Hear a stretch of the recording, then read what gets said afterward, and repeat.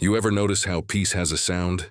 For me, it used to be the slow creak of my old wooden bridge, the one my buddy Ray and I built 15 years ago across Pine Hollow Creek. Every time I crossed it, I'd hear that familiar moan of the boards and the soft splash of trout underneath, and I'd think, yeah, that's home. That bridge wasn't fancy, it was personal. I sealed every plank myself, used bolts rated to outlive me, and told myself as long as that bridge stood, so would my peace. Funny how that kind of peace doesn't last long once an HOA gets involved. It started slow, like most bad things do. A new homeowners association popped up when the subdivision expanded. I didn't fight it, figured a few streetlights and maybe some landscaping wouldn't hurt. The first president was harmless, a guy named Todd who just wanted everyone's mailbox to match. But then Todd moved, and somehow this woman named Denise Parker slid into the seat. You know the type? Clipboard, mirrored sunglasses, and a smile that says, "I'm about to ruin your afternoon." At first, it was the usual nonsense. Emails about lawn heights and trash can placement. Then came a letter about my canoe rack being non-compliant. I remember standing there with that letter in my hand, looking at the rack sitting 20 feet inside my property line, and thinking, this can't be real. So I wrote back, nice and polite, with a copy of my deed. Denise replied with a smiley face and an invitation to discuss at the next board meeting. That's HOA language for we've already decided. At that meeting, she brought a printed map that looked like it was drawn by a toddler with a crayon. No topography. Wrong scale, the creek drawn like a lazy snake.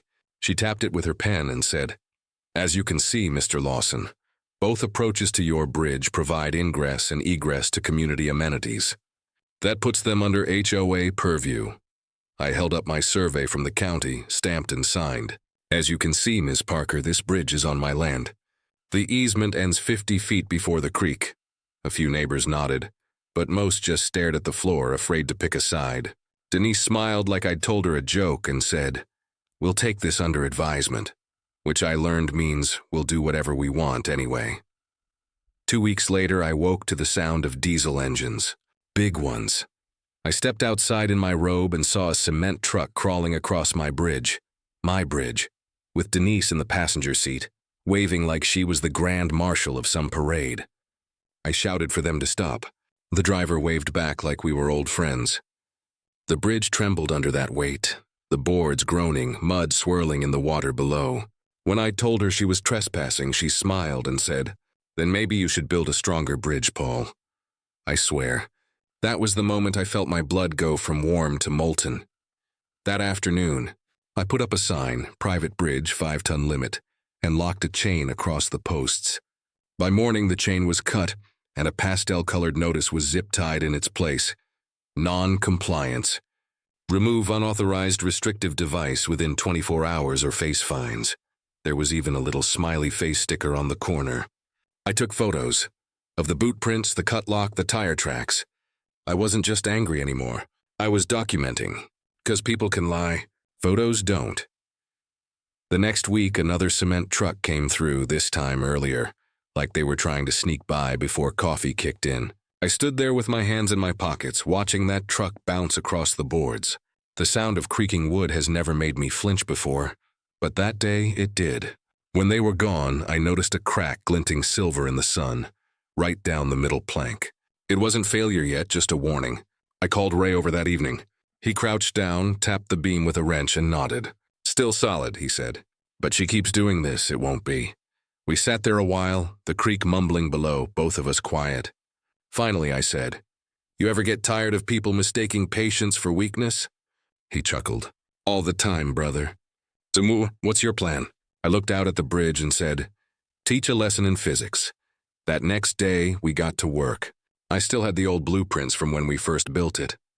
We unbolted 4 of the mid-span connections, swapped in a set of shear pins.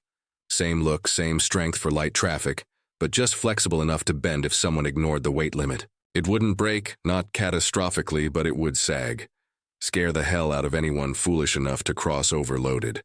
We mounted 2 trail cameras, one under the deck and one on the bank, both motion-triggered. Every license plate, every face, every wheel turning across that bridge, I'd have it all.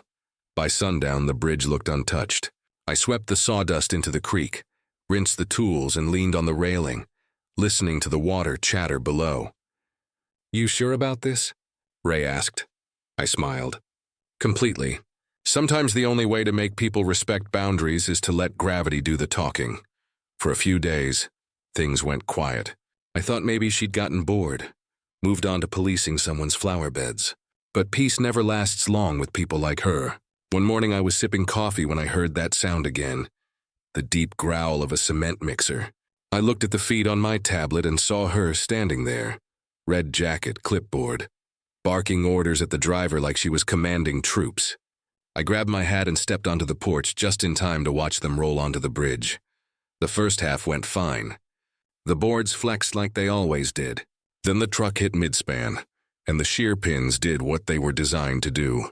A soft metallic snap, a dip just enough to make that heavy drum sway. The driver hit the brakes, panic all over his face. Denise leaned out the window, yelling something I couldn't hear. The truck reversed, then inched forward again. The bridge held, but barely.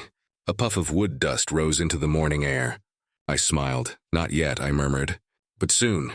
A couple days later, they came back for the final pour, 3 trucks this time. She must have told everyone the issue was resolved. I set up my camera again, Ray beside me, both of us quiet. When the first truck crossed, the bridge groaned. The second followed, and I heard it, the sound of metal surrendering. One of the pins gave, clean and perfect. The center sagged, the front wheels dipped, and a wave of wet cement surged forward like gray lava. The driver tried to reverse, but momentum's a cruel thing. The drum tipped, cement spilled into the creek in a glorious splash, and there stood Denise, mouth open, arms flailing, getting showered in her own arrogance. It was poetic. Police showed up 15 minutes later. Turns out she'd called them ahead of time, expecting to watch me get arrested. The officer took one look, saw the 5-ton limit sign, and said, "Ma'am, this looks pretty cut and dry. This bridge is private property." She started arguing, saying the HOA had authority, waving her clipboard like a badge. The officer asked if she had documentation proving ownership. She didn't. I pulled out my phone, showed the video, clear as day. He nodded, handed her a citation for blocking a roadway, and told her to move along. I almost felt bad. Almost. That night, the footage went viral. Someone must have uploaded it to social media before I even left the scene. The title? HOA President's Cement Truck Sinks on Private Bridge. Instant karma. I laughed so hard I spilled my bourbon. The next morning, my phone was buzzing with texts. Even the local paper ran a story. Small-town bridge teaches HOA a heavy lesson. Denise, of course, didn't take it well. She called an emergency HOA meeting, accused me of sabotage, and slapped me with a $25,000 fine for damaging community infrastructure. I framed the notice and hung it on my fridge. A few days later, she sent a cease and desist letter, Comic Sans font, no less, copying the sheriff, county inspector, and the Friends of Pine Hollow Garden Club. That woman weaponized stationery. Ray came by laughing so hard he could barely talk. "You better lawyer up," he said. He was right, so I did. My attorney, a sharp woman named Laura Hastings, looked over the documents, the footage, the bridge blueprints, and smiled like a cat staring at a mouse. "She's cooked," Laura said. "You've got ownership, signage, and evidence. She's got opinions." I liked her immediately. A week later, Denise tried to double down. Drones hovering over my property. HOA volunteers taking pictures like paparazzi. Rumors flying about me, endangering the community. I just waved to the drones, sometimes in a robe with my coffee cup just to make them uncomfortable. By the time the lawsuit arrived, the whole neighborhood was buzzing. Some folks took her side, mostly the ones who feared her clipboard. Others stopped me on my morning walk just to say, "We're rooting for you, Paul." Even old Mrs. Duncan baked me a pie with a note that said, "Stay strong. Gravity's on your side." The court date was set for a crisp Thursday morning. The courthouse smelled like dust and old paper, the kind of place built for zoning disputes and dog bite cases, not full-blown neighborhood warfare. Denise strutted in wearing a red blazer and pearls, looking like she was about to testify before Congress. Her lawyer, young, slick, probably billing by the syllable, opened dramatically, claiming I had sabotaged a public structure and endangered lives.